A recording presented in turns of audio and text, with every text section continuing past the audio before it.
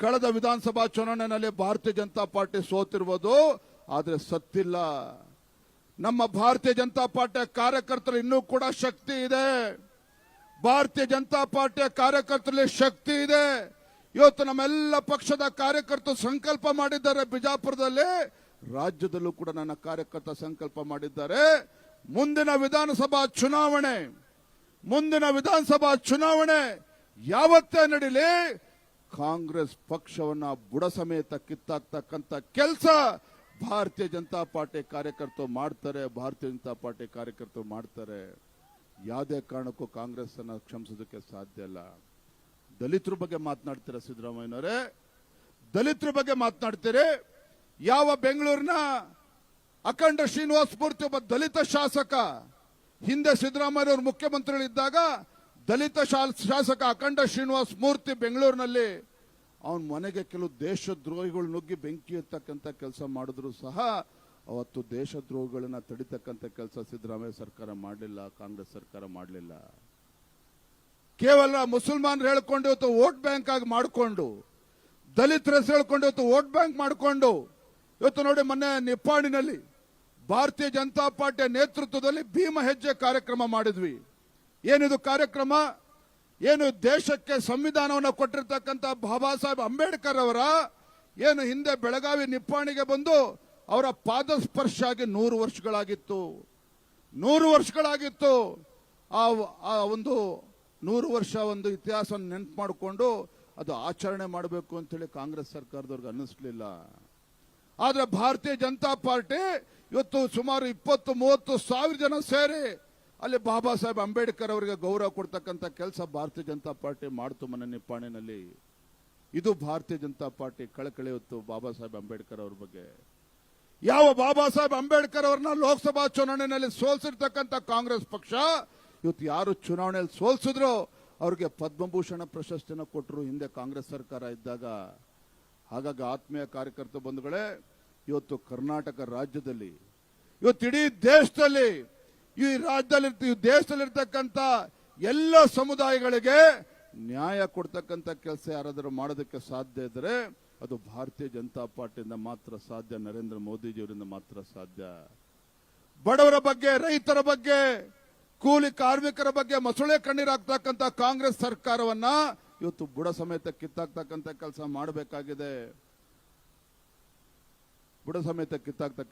ಮಾಡಬೇಕಾಗಿದೆ. ಹಿಂದೆ ವಿಧಾನಸಭಾ ಚುನಾವಣೆ ಸಂದರ್ಭದಲ್ಲಿ ಏನ್ ಹೇಳಿದ್ರು ಸಿದ್ದರಾಮಯ್ಯನವರು?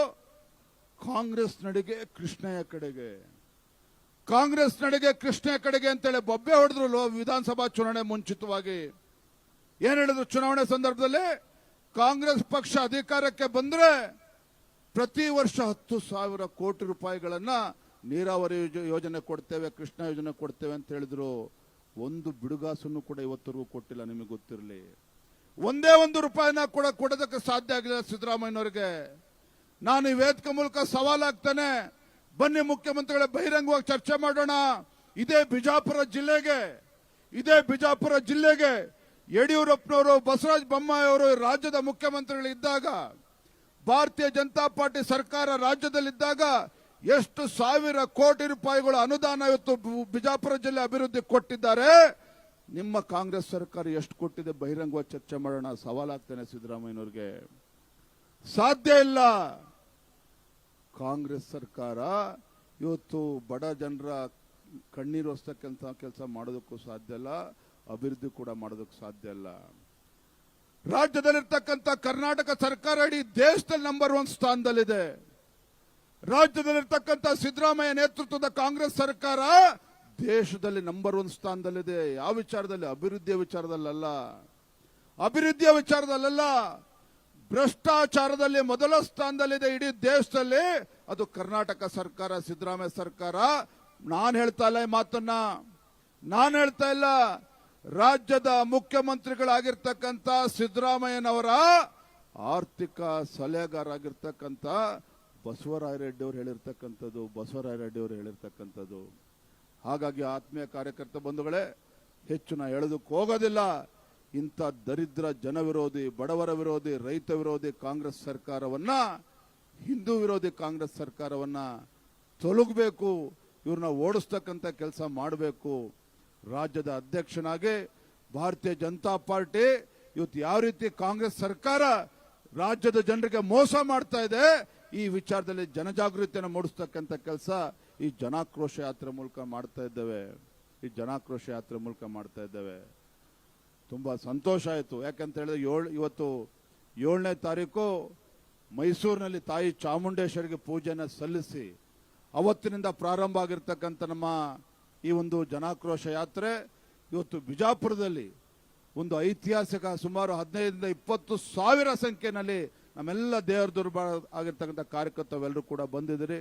ತಾಯಂದ್ರು ಕೂಡ ಬಂದು ಇವತ್ತು ಆಶೀರ್ವಾದ ಮಾಡಿದಿರಿ. ದೊಡ್ಡ ಸಂಖ್ಯೆಯಲ್ಲಿ ನಮ್ಮ ರೈತರು ಕೂಡ ಎಲ್ಲ ಬಂದಿದ್ದೀರಿ. ನಾವು ಹೇಳ್ತಾ ಇದ್ರು ಮುದ್ದೇಬಿಹಾಳ 80-85 ಕಿಲೋಮೀಟರ್ ಆಗ್ತದೆ. ಅಷ್ಟು 80-100 ಕಿಲೋಮೀಟರ್ ದೂರದಿಂದ ಬಂದರೂ ಕೂಡ ಇನ್ನೂ ಕೂಡ ತಾವೆಲ್ಲರೂ ಕೂಡ ಕಾಯ್ತಾ ಇದ್ದೀರಿ. ನಿಮ್ಮೆಲ್ಲರ ಪ್ರೀತಿ ವಿಶ್ವಾಸಕ್ಕೆ ಋಣಿಯಾಗಿದ್ದೇನೆ ಅಂತ ಹೇಳ್ತಾ ಒಂದೇ ಒಂದು ಮಾತನ್ನ ಹೇಳಿ ನಾನು ಮಾತನ್ನು ಮುಗಿಸ್ತೇನೆ.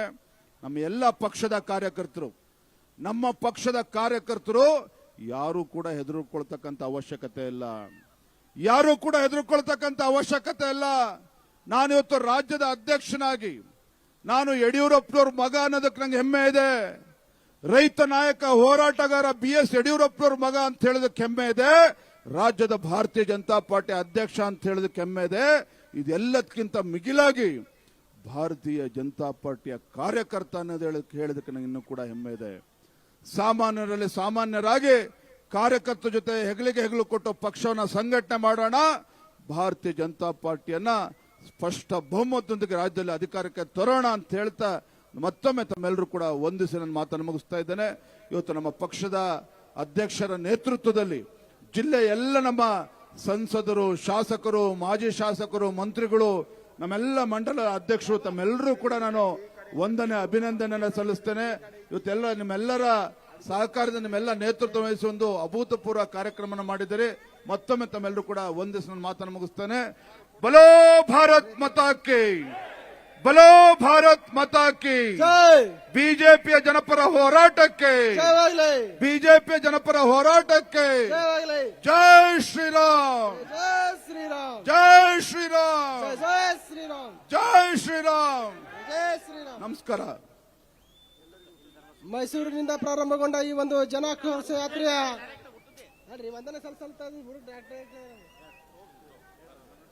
ಈ ಜನಾಕ್ರೋಶ ಯಾತ್ರೆಯ ಯಶಸ್ವಿಗೆ ಕಾರಣೀಭೂತರಾದಂತಹ ನಮ್ಮ ರಾಜ್ಯ ಪ್ರಧಾನ ಕಾರ್ಯದರ್ಶಿಯಾದಂಥ ಪಿ ರಾಜೇಶ್ ಅವರವರು ಹಾಗೂ ರಾಜ್ಯ ಕಾರ್ಯದರ್ಶಿಯಾದಂಥ ತಮೇಶ್ ಗೌಡರು ಹಾಗೂ ಶರಣು ತಳ್ಳಿಕ್ ಅವರ ಆದಿಯಾಗಿ ಎಲ್ಲರಿಗೆ ಅಭಿನಂದನೆ ಸಲ್ಲಿಸ್ತಾ ಇದ್ದೀನಿ. ಅದೇ ರೀತಿಯಾಗಿ ಜಿಲ್ಲೆಗೆ ಆಗಮಿಸಿದಂಥ ರಾಜ್ಯಾಧ್ಯಕ್ಷರ ಆದಿಯಾಗಿ ಎಲ್ಲ ಜಿಲ್ಲಾಧ್ಯಕ್ಷರು, ಮಾಜಿ ಶಾಸಕರು, ಸಂಸದರು ಹಾಗೂ ಮಾಜಿ ಸಚಿವರು ಹಾಗೂ ಜಿಲ್ಲೆಯ ಎಲ್ಲ ಪದಾಧಿಕಾರಿ ಕಾರ್ಯಕರ್ತ ಬಂಧುಗಳಿಗೆ ವಂದನೆಗಳನ್ನು ಸಲ್ಲಿಸಿ ಈ ಕಾರ್ಯಕ್ರಮವನ್ನು ಇಲ್ಲಿಗೆ ಮುಕ್ತಾಯಗೊಳಿಸಲಾಗುವುದು. ದಯವಿಟ್ಟು ಹಳ್ಳಿಯಿಂದ ಬಂದಂತ ಎಲ್ಲ ಕಾರ್ಯಕರ್ತ ಬಂಧುಗಳಿಗೆ ದರ್ಬಾರ್ ಹೈಸ್ಕೂಲ್ ಮೈದಾನದಲ್ಲಿ ಊಟದ ವ್ಯವಸ್ಥೆ ಇದೆ. ಎಲ್ಲರೂ ಕೂಡ ಊಟವನ್ನು ಮಾಡಿಕೊಂಡು ತಮ್ಮ ತಮ್ಮ ಗ್ರಾಮಕ್ಕೆ ತೆರಳಬೇಕಾಗಿ ತಮ್ಮಲ್ಲಿ ಮನವಿಯನ್ನು ಮಾಡ್ಕೋತಾ ಇದ್ದೇವೆ.